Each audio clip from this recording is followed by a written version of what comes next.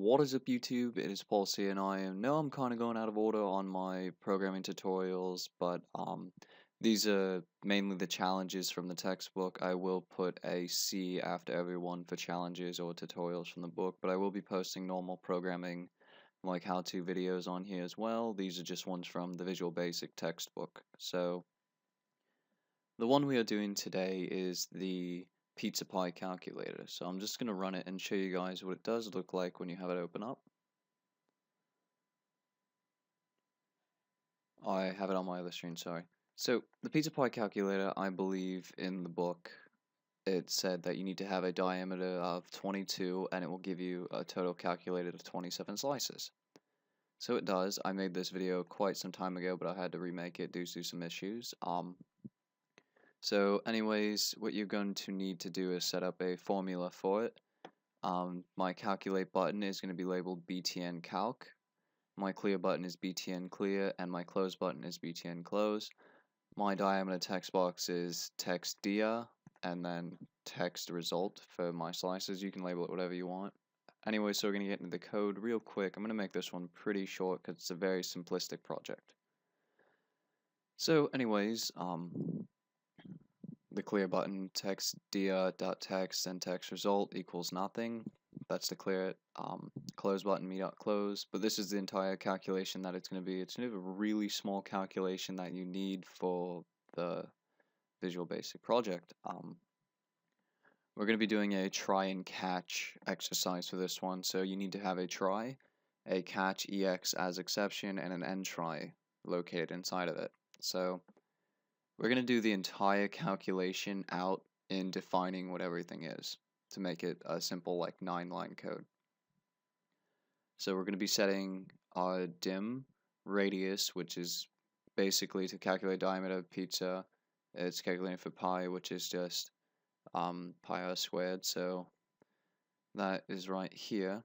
And then it's going to be our area for the amount of the diameter divided by our calculated pi, which times radius squared is 14.125. So dim radius as double equals c double text dir.text divided by 2. And then we're going to calculate our area, which is dim area as double equals math pi. You can either type in 3.1415 as pi, or you can put math.pi times radius squared. And then you're going to define the slices, dim slices as integer, because we need to round to the nearest whole number, is c integer times area divided by the calculation for diameter. And then you're just going to have your result text equal to slices. That's basically it. You do want to set an error message for if you do type in the wrong, if you don't type in a valid number, to where your application won't fatal crash on you and it will say unhandled exception has occurred. You do not want an unhandled exception when you are programming, because if you do get one, that means hackers can break into your projects quicker. Eventually they're still going to break into it. There's no program that hasn't been broken into yet. So catch as exception if somewhere along the line you mess up, and then you'll have a message box to show enter a valid number, and then end try. So I'm going to show you guys what it looks like when you have to use your catch as exception. So for diameter, I'm going to put W. It's going to say enter a valid number, okay, and the application is not going to close at all. So if we didn't do that, I'm going to give you guys an example.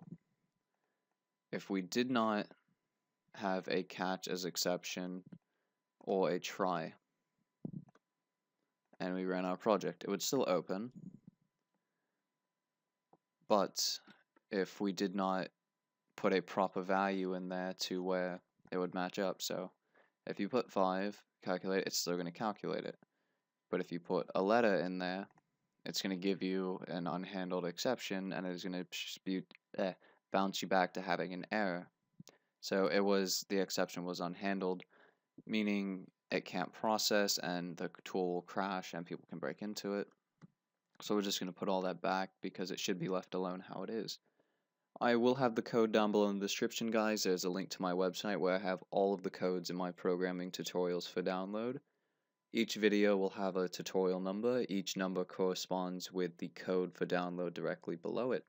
I do have all these listed on my website because it is easier for me to organize everything versus putting them all below in comments on a YouTube video. So if you guys do have any questions, feel free to let me know. If you do have any projects that you are having issues with programming and you do want me to do a video on how to do it or just an overview on what I did to make it work, please let me know. There's not really a single Visual Basic, Visual Sharp, Visual F Sharp, or Visual C project that I can't do.